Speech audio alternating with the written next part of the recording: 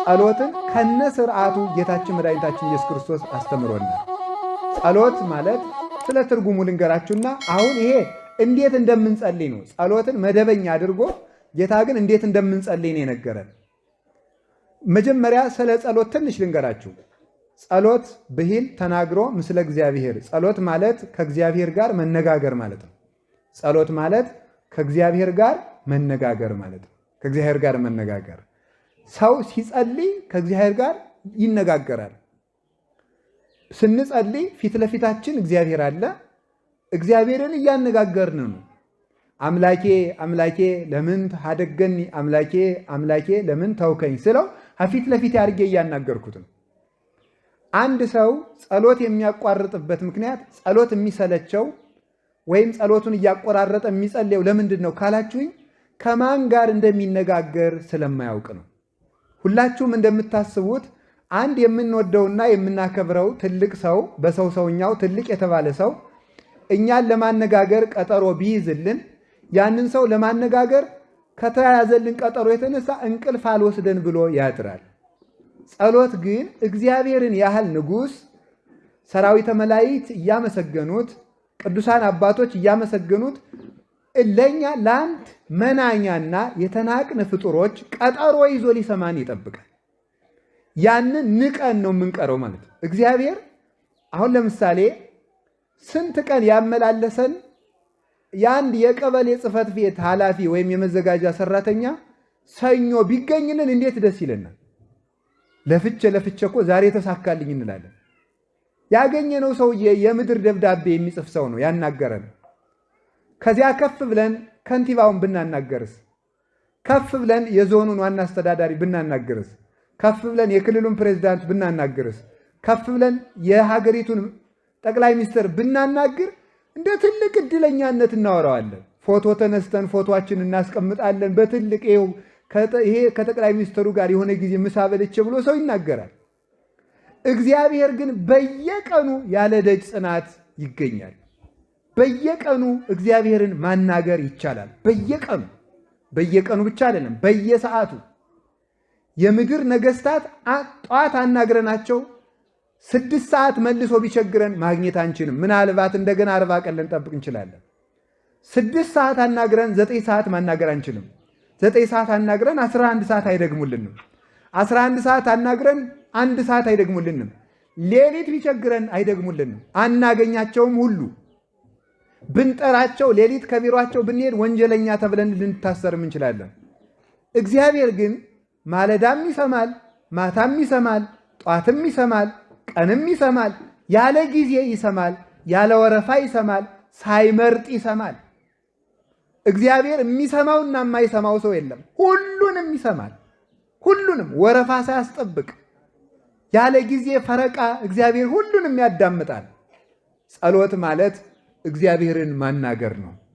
እንደ ጸሎት ማቋረጥ ያለ ሞኝነት የለም። እንዴት ሰው እግዚአብሔርን ያህል ንጉሥ አናግረኝ ብሎ እየጠበቀው እንዴት ያን አቋርጦ ይውላል? እና የእግዚአብሔር ቤተሰቦች እኔ ዛሬ በእግዚአብሔር ስም የምማልዳችሁ በእውነት ምንድን ነው ካላችሁኝ፣ ጸሎት እንዳታቋርጡ። ትልቅ ነገር በእውነቱ ማለት እናት የልጇን ንግግር ከምትጠብቀው በላይ እግዚአብሔር እኛን በማለዳና በመታ ጸሎት እኛን ለማዳመጥ ደስ ብሎት ይጠብቀናል። ማለዳ እግዚአብሔር እኛን ይጠብቃል፣ ተነስተን እንድንጠራው አባታችን ሆይ እንድንለው። ይሄ ነው ጸሎት። የምግባራት ሁሉ እናት ናት። የጦርነት ሁሉ መጀመሪያ ናት ጸሎት። ዲያብሎስ እንደ ጸሎት አድርጎ የሚጠላው ስነ ምግባር የለም። ጾም ሊሆን ይችላል፣ ስግደት ሊሆን ይችላል፣ ምጽዋት ሊሆን ይችላል፣ ቸርነት ሊሆን ይችላል፣ የዋሃት ሊሆን ይችላል፣ በጎነት ሊሆን ይችላል፣ ገርነት ሊሆን ይችላል፣ ፍቅር ሊሆን ይችላል፣ ሰላም ሊሆን ይችላል፣ መጠወተርስ ሊሆን ይችላል፣ ሰማዕትነት ሊሆን ይችላል፣ ምንኩስና ሊሆን ይችላል፣ ማስቀደስ ሊሆን ይችላል። ሁሉም ነገር ይሁን ሰይጣን እንደ ጸሎት አድርጎ የሚጠላው ምግባር ጥሩ ስራ የለም። ለምን ሲባል ከእግዚአብሔር እያስፈቀድን ስለሆነ ማለት ነው። አልቦ ግብር ዘያፈቅር ሰይጣን ከመአይድጎ ጸሎት። ጸሎት ሰይጣን እንደ ጸሎት ማስቋረጥ አድርጎ የሚወደው በጎ ስራ የለም ይላል። ሰይጣን በጣም ትልቁ የሚወደው ስራ ምንድነው? ጸሎት ማቋረጥ ነው። ጸሎት ማቋረጥ። ጸሎትን ለምን ሲባል እስመ እሳት ይወፅእ እማፉሁ ለዘይጸልይ ከሚጸልይ ሰው አንደበት እሳት ይወጣልና፣ ወያውዕዮ ለሰይጣን ሰይጣንንም ያቃጥለዋልና፣ ወይደጉጾ አይኖ አይኑንም ይወገዋልና፣ እስመ ጉድብ ውእቱ ባህቤሁ ጸሎት በሰይጣን ዘንድ የተሳለ ጦር ነው፣ አይኑን ያጠፋዋል። ስለዚህ ሰይጣን ጸሎትን አይወድም። ወበይንተዝ ተመልከቱ ያከብድ ይሄ ቅንድብን አክብዶ እንቅልፍ እንቅልፍ እንቅልፍ እንቅልፍ ያሰኛል፣ ጸሎቱን ያስቋርጠዋል። የሚያቋርጥበት ልዩ ልዩ መንገዶች ነው ያሉት። አንዳንድ ጊዜ የማንዘልቀውን በጣም ብዙ ጸሎት በማስጀመር ከዚያ በኋላ ሰልችቶ እንድንተወው በማድረግ፣ ሌላ ጊዜ ደግሞ በምንጸልይበት ጊዜ ሐሳባችን ይበትንና ሐሳቤ እየተበታተነ የምጸልየውን ጸሎት እግዚአብሔር አይሰማኝም ብለን ደግሞ እንድናቋርጠው ማድረግ። በጣም በጣም እንዴት ያለ ጠቢበኛ እኮ ነው። ሐሳባችን የሚበትነውም እሱ ነው። ሐሳቤ ስለተበተነ እግዚአብሔር አይሰማኝም ብለን ደግሞ እንድናቋርጥም የሚያደርግ ደግሞ እሱ ነው። ሶስተኛ ደግሞ ጸልየህ ምን አመጣህ፣ ጸልየሽ ምን አመጣሽ ብሎ ደግሞ ጸሎት እንድንተው ያደርገናል። ይህን ያህል ጸለይክ፣ እግዚአብሔር እኮ አንተን አይወድህም፣ ጥያቄህን ቢወድህ ኑሮ ይመልስልህ ነበረ ብሎ ደግሞ ጸሎትን እንድናቋርጠው ደግሞ ያደርጋል። ለምንድን ነው ካላችሁኝ፣ ጸሎት የህይወታችን አጥር ነው፣ የህይወታችን ደጅ ነው። ደጅ ወይም በር አጥር የሌለው ቤት ለሌባ፣ ለወንበዴ፣ ለኃላፊ፣ ለአግዳሚ ሁሉ የተመቸ ለዘረፋ የተመቸ እንደሆነ ጸሎት ስናቋርጥ አጥር የሌለው ግቢ፣ በር ያልተዘጋለት ቤት እንሆናለን። ሰይጣን እንደፈለገ ከሰው ቤት ገብቶ ጸጋ ለመዝረፍ ይመቸዋል ማለት ነው።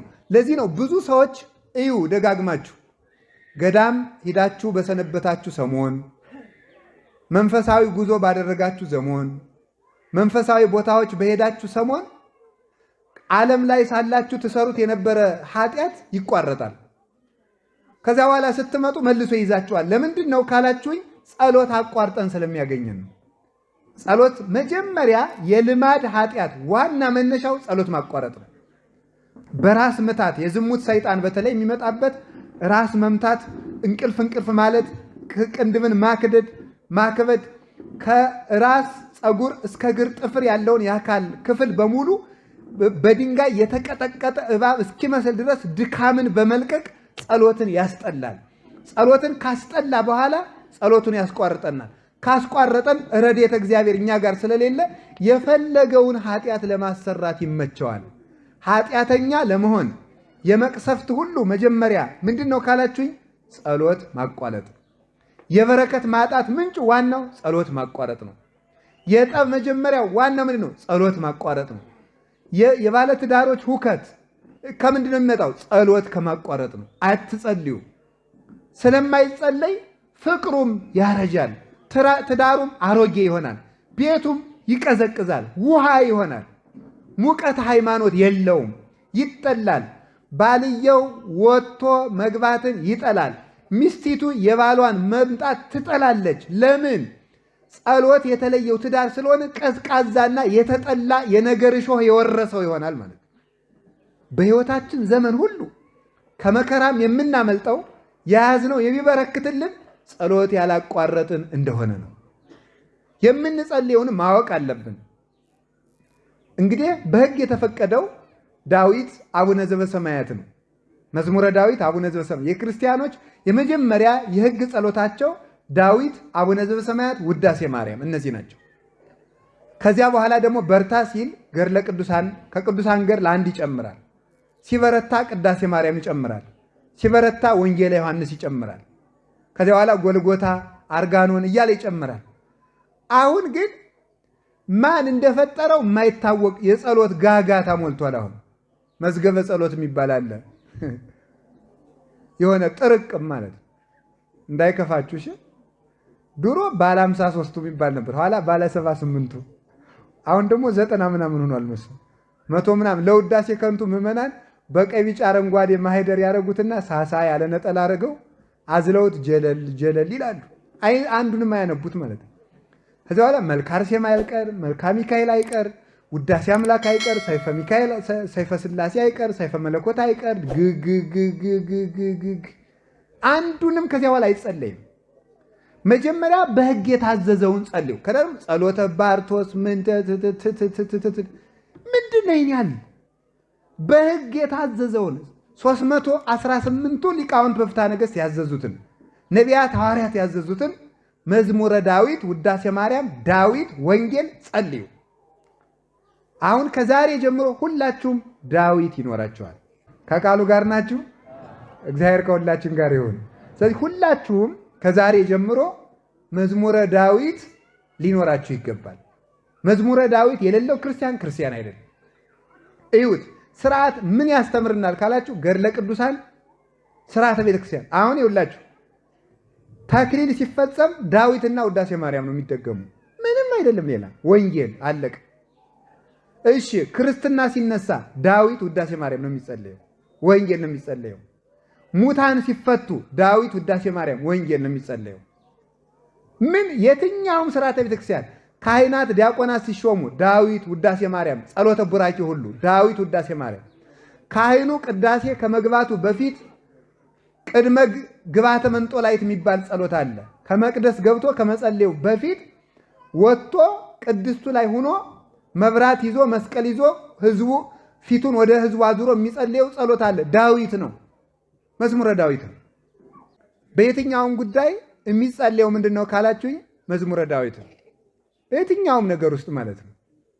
በቅዳሴ በኪዳን በሁሉ መቅደም ላይ በየትኛው 40 ቀን ሙሉ የድጓ መምህራን በአብይ ጾም በፍልሰታ በአጽዋማት ጊዜ ስባተ ነግህ የሚባል ቃል እግዚአብሔር አለ። ዳዊት መዝሙረ ዳዊት ነው። በቃ ማለዳ በሙሉ 150ውን ዳዊት ሲያስተዛዝሩ ነው የሚያረፍዱ ማለት ነው።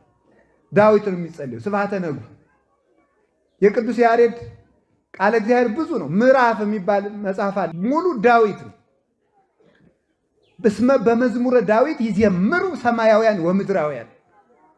በቅዱስ ዳዊት መዝሙር የሰማይ መላእክት እንኳን ሳይቀሩ ይዘምራሉ። ያንን አስትቶ የማናውቀውን ጸሎት ነጋዴ እየሰበሰበ ያሳትማል መጸለይ።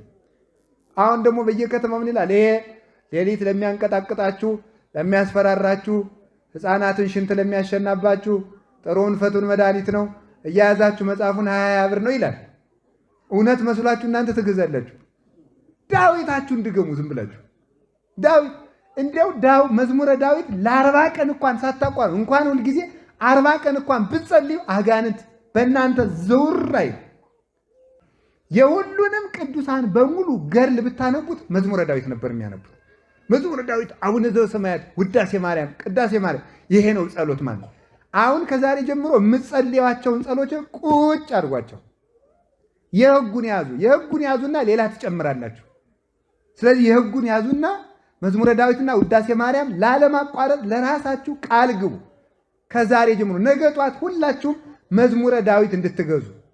መዝሙረ ዳዊት ሁላችሁም የሰንበት ትምህርት ቤቱም ሱቅ አለው አይደል?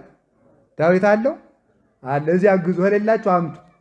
ከሌላችሁ እናንተም ባህር ዳር ዳችሁ አምጡ። ሰሞኑን እስከሚቀጥለው ሳምንት መንፈሳዊ ፕሮጀክት ምዕመናን እየሰማችሁ ነው። መዝሙረ ዳዊት ገዝታችሁ ጸልዩ። እርግጠኛ ሆኜ ነው የምነግራችሁ፣ የፈለጋችሁትን ነገር ይመልስላችኋል መድኃኔዓለም። እምነቴን ነው እንጂ እንደ ቅዱሳን ጸጋ ኑሮኝ አይደለም እንደዚህ የምለው። እምነቴን ነው የምነግራችሁ። በሕግ የታዘዘውን ነገር አድርጉ። ሕግ የሚለው ይሄ ነው። አንዳንድ አባቶች ሰይፈ መለኮት ጥሩ ነው፣ አንዳንድ አባቶች ሰይፈ ሥላሴ ጥሩ ነው ብለዋል። አንዳንድ አባቶች የሚባል ነገር የለም። የመጽሐፍ መምህራን የተናገሩት ነው እውነት። እኔ ደግሞ እንግዲህ የመጽሐፍ መምህር ነኝ። ምን ሆናችኋል እናንተ? የቤተ ክርስቲያን የመጽሐፍ መምህር ነኝ። ለክታ ሰፍራት ብሉይውን አስተምር፣ ሐዲሱን አስተምር፣ ሊቃውንቱን አስተምር፣ መነኮሳቱን አስተምር ብላ መርቃ ሰጥታኛለች። ተምሬበታለሁ፣ እናገራለሁ። ስለዚህ ቤተ ክርስቲያን እነማን የሚናገሩትን እንመን ካላችሁ የመጽሐፍ መምህራን የሚናገሩትን፣ የመጽሐፍ መምህራን የሚናገሩትን አበው ያስተማሩንን። የኔ እኮ አይደለም ትምህርቱ፣ የሊቃውንት የነ ቅዱስ ቄርሎስ የነ ቅዱስ ዮሐንስ አፈወርቅ የአባቶቻችን የ318ቱ ሊቃውንት ትምህርት ነው። ስለዚህ ዳዊት ውዳሴ ማርያም ጸልዩ። ከዚያ ደግሞ ከሆነላችሁ አርጋኖን ጨምሩ። ደግሞ በ21 ድገሙ። ግን ሁሉንም አንድ ጊዜ አትጀምሩት ነው የኔ ጥያቄ። መጀመሪያ የዕለት ዳዊትና የዕለት ውዳሴ ማርያም ድገሙ። አቅም ካላችሁ ደግሞ የሰባቱን በየዕለቱ አድርጉት። ከዛ በኋላ ደግሞ ሌሎችን አቡነ ዘበሰማያት ብዙ ይደገማል ልነግራችሁ ነው። እሱም እንዲህ ያደረጋችሁ ከጸለያችሁ እግዚአብሔር ከኛ ጋር ይሆናል። አምላከ ቅዱሳን ከሁላችን ጋር ይሁን እና ጸሎት ከዚህ ሁሉ ያድናል፣ እግዚአብሔር ጋር ያገናኛል፣ ሀብትን ረድኤትን ሁሉ ይጠብቃል። አንኳኩ ንገሩኝ በሉ አንኳኩ አንኳኩ አንኳኩ። እናንተ አሁን አንኳኩ ምን አደርጋለሁ ብሏል እግዚአብሔር? እናንተ አታንኳኩም፣ ግልብጥ ብላችሁ ማደር። አንኳኩ ማለት ጸልዩና የስጦታ በር ልክፈትላችሁ ብላችሁ የለም አላንኳኳም ብላችሁ ተገንድሳችሁ እንደ ግንድ ታድራላችሁ። እግዚአብሔር በየት ጥያቄያችሁን ይመልሳል? አታንኳኩማ፣ አትጸልዩ። ዳዊት አንኳኩ፣ በአቡነ ዘበሰማያት ጠይቁኝ፣ በውዳሴ ማርያም ጸልዩኝ፣ አንኳኩና ልክፈትላችሁ። ማን ይስማ? ዝም ብሎ ወደ ጠንቋይ የሚሮጥ ማንኳኳት ሲያቅተው የእግዚአብሔር ደጅ የሚያንኳኳው ጠፍቶ አገር ለአገር ጠንቋይ አውደ ያህጉሩ ረሲያን ወበከመ ልዕልና ከሰራይኮሙ ለደቂቀ እጓለ እመሕያው ይላል ቅዱስ ዳዊት። የሰው ልጆችን አንተ በልዕልና በጌትነትህ በዚህ ይደሩ፣ በዚህ ተሰሩ፣ በዚህ ተጠቀሙ ብለህ ጾሙን፣ ጸሎቱን፣ ስርዓቱን ሰርተህላቸው ነበረ። አውደ ያህጉሩ ረሲያን ዝንጎዎች የሰው ልጆች ግን ያንተን ስራ ትተው ሜዳ ለሜዳ ይዞራሉ ይላል።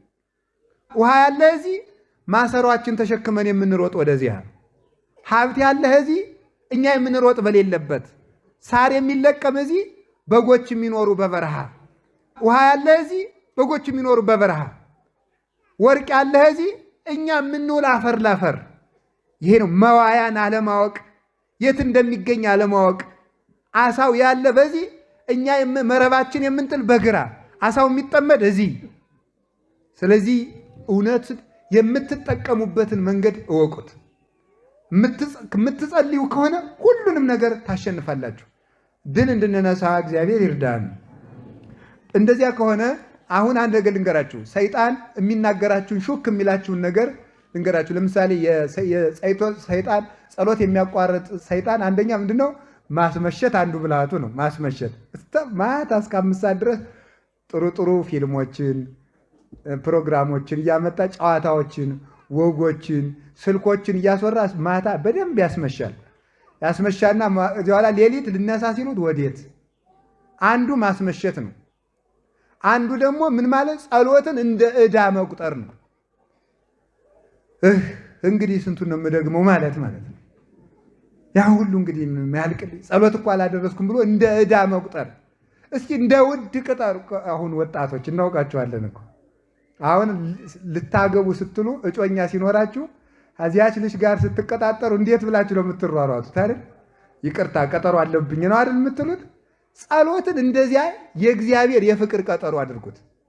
እግዚአብሔር አባታችሁ እንደሚጠብቃችሁ አስባችሁ የእሱ ቀጠሮ እንደሆናችሁ ነው ማለት። እንደ ዕዳ አትቁጠሩት።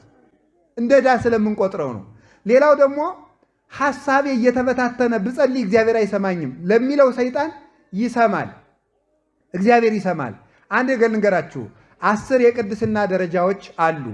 የሰው ልጅ ከ10 የቅድስና ደረጃዎች 4ኛው ላይ ካልደረሰ ሐሳቡ ሳይበተን መጸለይ አይችልም። እኛ ደግሞ ገና መጀመሪያውን አልጀመርንም። ስለዚህ ሐሳብ ቢበተንብህ አትጨነቅ፣ አትደነቅ። ከዚያኛው ማዕረግ አልደረስክምና ከዚያ ማዕረግ ሳትደርስ ሐሳቤ ለምን ተበታተነብኝ ማለት ትዕቢት ነው። ዝም ብለህ ቢሰማህም ባይሰማህም ቢገባህም ባይገባህም ጸልይ። ጸሎቱ ለአንተ ባይሰማ ለሰይጣን ይሰማዋል፣ ይሸሻል። ለአንተ ባይሰማ እግዚአብሔር ይሰማል። ሌላው ሐሳባችሁ እንዳይበተን ብትችሉ ሁሉንም ሕዋሳቶቻችሁን በጸሎት ጊዜ አሳትፏቸው። በጸሎት ጊዜ ማሳተፍ ማለት እግር ይቁም፣ እጅ መጽሐፍ ይሸከማል። አሁን አንድ ነገር ግን ማናሳትፈው በጣም ውድ የአካል ክፍል አለ በጸሎት ጊዜ መስራት ያለበት። ማን ነው? ጆሮ። እስኪ ጆሮ በሉ እንጂ በሉ። ጆሮ መሳተፍ አለበት በጸሎት ጊዜ። ምን ማድረግ አለበት? በጸሎት ጊዜ የሚሳተፈው እያለ የምንናገረውን በጆሮአችን ማዳመጥ። የምንናገረውን በጆሮአችን ማዳመን ስንሰማው ከዚያ በኋላ በጆሮ የሚገባው ልብን ያስራል። ልብ ከእግዚአብሔር ጋር ይገናኛል። በአፍ የሚወጣው ወደ ጆሮ መግባት አለበት። በጆሮ የሚገባው ልብን ይቆጣጠራል። ልብ ሲቆጣጠር ሐሳብ መበተን ያቆማል ማለት። ስለዚህ ጆሮአችንን ስለማናሳትፈው ነው በጸሎት ጊዜ ሐሳባችን የሚበተነው። ሌላው እምነት ስለሌለን ነው ሐሳባችን የሚበተነው። አሁን ብዙ ጊዜ እንደውም አንድ የፍርድ ቤት ሰራተኛ ምን ብሎኛል? ያልዘጋውት ፋይል ሁሉ ትዝ የሚለኝ ለጸሎት ስቆም ነው አለ። በቃ ትዝ ይለኛል። የጠፋ ዕቃ ሁሉ በጸሎት ጊዜ ነው አይደል ትዝ የሚላችሁ? የት እንዳለ ማለት ነው። ያልደወላችሁት ስልክ ሁሉ ትዝ ይላችኋል ማለት ነው። ኑሮ ያስጨንቀናል። ማታ ምንድነው የምሆነው? ነገ ምንድነው የምሆነው? ነገ ላይ ተጣልተውኛም ደግሞ ሆነው የታገር ግን ነው የምኖረው? ምን አይነት ቤት ውስጥ ነው የምኖረው? ይሄ ሁሉ ያስጨንቀናል። እሱ ስለናንተ ያስባልና የሚያስጨንቃችሁን ነገር ሁሉ በእግዚአብሔር ላይ ጣሉት ብሏል ቅዱስ ጴጥሮስ። ስለዚህ እግዚአብሔር ያውቃል ብላችሁ እኔ ስለ ዛሬ እንጂ ስለ ነገ የሚያገባኝ ነገር የለም፣ እግዚአብሔር ያውቃል፣ እኔ ድርሻዬን እሰራለሁ። አንድ ገበሬ ነበረ እና ምን አሉ ይባላል እኒያ ገበሬ ሰውዬ ዝናብ እስከ ሰኔ ግማሽ በላይ ቆይቶ ነበረ እና ሲቆይ ሰውየው ዝም ብለው ዘር ይሰራሉ። ኧረ ተው እባክህን፣ ኧረ ተው አንተ ሰውዬ ቢያንስ እንኳን ዘሩን ለልጆች ቢበሉት ምን አለ ሲባል ምን ብለው መለሱ መሰላችሁ? እግዚአብሔር ዝራ እንጂ ውሃ ቅዳ አላለኝም ብለዋል። እስኪ በሉ እግዚአብሔር ዝራ እንጂ በሉ። ምን አላለኝም አሉ? ውሃ ቅዳ። እኛ ሰውዬ ብቻ በዚያ ችግር ዘመን ጉድ የሆነ አዝመራ አገኙ ይባላል። በእውነቱ ማለት ነው እኛ ሰውዬ ብቻ ማለት ነው። እኛ ድርሻችን እንስራ። የማን ድርሻ ነው? ሌላው እግዚአብሔር ድርሻ ነው። ባልና ሚስት ተጋብተው የተፈጥሮ ግዳቻቸውን ይፈጽማሉ። ጽንስን አርግቶ አካል ማድረግ የማን ድርሻ ነው? የእግዚአብሔር ድርሻ ነው። የእግዚአብሔር ድርሻ ነው። ስለዚህ እናንተ ጸልዩ፣ ስራ ሳትፈቱ ስሩ፣ ያቅማችሁን ነገር ሰርታችሁ ብሉ። ቀሪውን ለነገ እግዚአብሔር ያስባል። ለነገ በመጨነቅ ዛሬን ማባከን የለባችሁም። ተማሪ እንዴት እንደሚያደርግ ታውቃላችሁ? ሰነፍ ተማሪ ያስኮላው ማለት ነው። የኛ ቤት የለበትም። የኛ ቤት የጠራ ነው። ያስኮላው ተማሪ ምን ያደርጋል? ተጋድሞ ይከርምና ፋይናል ፈተና ነው የምትሉት፣ ፋይናል ኤግዛም የምትሉት የእናንተ ሲደርስ ምን ያደርጋል መሰላችሁ? ማጥናት ይጀምራል። ማጥናት ይጀምርና ደግሞ የአንድ ገጽ ግማሽ ያጠናና ገጹን ይቆጥረዋል። 1 2 3 4 ይላል። ከሚቆጥር እኮ 2 ቢያጠና ይሻል ነበር አይደለም? ይኸውላችሁ የሚያጠናበትን ጊዜ ገጽ በመቁጠር ያባክነዋል ማለት ነው። ይሄ ነው ሞኝነት ማለት ነው። ስላላጠናቸው ገጾች እየተጨነቀ የሚያጠናቸውን ገጾች ያባክናቸዋል ማለት ነው። ስለ ነገ በመጨነቅ ዛሬን እናባክናለን። ስለ ዛሬ በመጨነቅ አሁንን እናባክናለን። ሰው የሚባለው የዛሬንና የነገን ውሎ ለእግዚአብሔር ሰጥቶ አሁንን በአግባቡ የሚጠቀም ሰው ነው። እግዚአብሔር አሁን ሰርተን እንድናልፍ እግዚአብሔር ይርዳን። ስለዚህ ስትጨነቁ ሐሳባችሁ ይበተናል። ግን ቢበተንም ጸሎታችሁን ግድ የላችሁም፣ አታቋርጡ። ሌላው ደግሞ ሰይጣን ምን ይላል? አንተ ኃጢአተኛ ነህና እግዚአብሔር አይሰማህም ሊላችሁ ይችላል። ኃጢአተኛ ስለሆንክ እግዚአብሔር አይሰማህም፣ ግን ይሰማል። እስኪ አንድ ጥያቄ ልጠይቃችሁ። እናት ሕፃን ልጇ ጭቃ ሲያቦካ በጣም ፊት ታቅፋው የምትኖረው ልጅ መዳህ እምቢ ብሎት ብዙ ጊዜ ቢቆይ ለመዳህ በቅቶ ጭቃ አብክቶ ቢመጣ ምን ታደርገዋለች? ወይም ስኳር ቢደፋ ለዚህ በቃልኝ እሰይ ልጅ ብላ ትሰማዋለች። ችግር እኮ ነው የፈጠረው ልጅ አይደለም? ዕቃ ደፍቷል፣ ግን ለመድፋትም መብቃት ብላ ትስመዋለች። ከዚያ በኋላ አይምሮ ካወቀ በኋላ ሲያጠፋ ነው የሚገረፈው። እስከዚያ ድረስ ግን ጭቃ ተቀብቶ ቢመጣ ጎሽ ጎሽ ጎሽ ተብሎ ይታጠባል ማለት ነው። እኛ ምንም አይነት ኃጢአት ይዘን መተን ብንጸልይ እግዚአብሔር ቸር ነው፣ ደስ ይለዋል። ነገ ከዚያ እናቲቱ እንዲያምትለው እንደምታጥበው ስለምታውቅ ነው። እግዚአብሔር እንደሚያነጻን ያውቃል። ከጸለይን እንደምንድን ያውቃል። ከጀመርን እንደሚያስጨርሰን ያውቃል። ሰይጣን ደግሞ ከጀመርን እንደምንጨርስ ስለሚያውቅ ነው። እንደው ሊቃውንት ምን ይላሉ? በዓለም ላይ ዋና ፈሪ ሰይጣን ነው ይላሉ። ታውቃላችሁ? ይሄን ዋና ፈሪው ማለት ነው። ታውቃላችሁ? ሰይጣን በጣም የመጨረሻ ፈሪ ነው። እኔ ፍርሃቱ የሚደንቀኝ ምንድነው? እኛን አለመናቁ። አይገርማችሁ? አሁን እኔን አለመናቁ። አሁን እኔ ራሴ 3 ቀን ደው ሳላቋርጥ ጥሩ ጸሎት ብጸልይ እባብ ይመስልና ይመጣል፣ አይጥ ይሆንና ይመጣል። ኋላ ደግሞ እኔ በጸሎት ላሸንፈው ቆይ እና ደግሞ ጀማሪ ክርስቲያን ጳጳስ ይበልጣል አይደል? አቃጥላለሁ በጸሎት በስመ አብ ወወልድ ወመንፈስ ቅዱስ አሐዱ አምላክ ይትቀደስ ስምከ ትምጻእ መንግሥትከ ወይኩን ፈቃድከ በከመ በሰማይ ከማሁ በምድር። አቃጠልኩት ወይ ማለት ነው። አያልኩ እስቲ እንደው ተቃጥሎ እንደሆነ እባቡ ብናርጌ ሰድጄ ይሆን ብለን ማለት ነው እኮ ነው የጀማሪ ጸሎት ማለት ነው። አያችሁ አንድ የቤተ ክርስቲያን አባት ሲናገር ስለዚህ ጉዳይ ምን ይላል? እግዚአብሔርን እያሰብክ በመጸለይ እንጂ ሰይጣንን እያሰብክ በመጸለይ ሰይጣንን ልታሸንፈው አትችልም ይላል። እግዚአብሔርን እያሰብክ ስትጸልይ ግን እባብ ሆኖ ሊመጣ ይችላል፣ ጊንጥሎ ሊመጣ። ለምንድን ነው እንደዚያ ብሎ የሚመጣ? እንደዚያ ብሎ የሚመጣው ይሄ ሰውዬ ዛሬ 3 ቀን በተከታታይ መጸለይ ከጀመረ 30 ዓመት ሊጸልይ ይችላል። ስለዚህ ሳይደርቅ በርጥቡ ሳይርቅ በቅርቡ አሁን ማስቆም አለብኝ ብሎ እኮ ነው፣ ለማስፈራራት ማለት ነው። በጣም ፈሪ ነው። ኧረ እነዚህ ይሄ ሰውዬ ነገ አደጋ ይሆናል ብሎ ፈርቶ አሁን እንጂ አሁን እንጦንስን በፈተነበት እኔን መፈተኑ ያስቃል እኮ ምን አይነት ደካማ እንደሆነ ወራዳ በእውነቱ ማለት ነው። አሁን እኮ ወታደር አሁን ጀግና ወታደር እኮ ሕፃናት አንተ ወታደር ሌባ ቢሉት አይተኩስም። ይተኩሳል?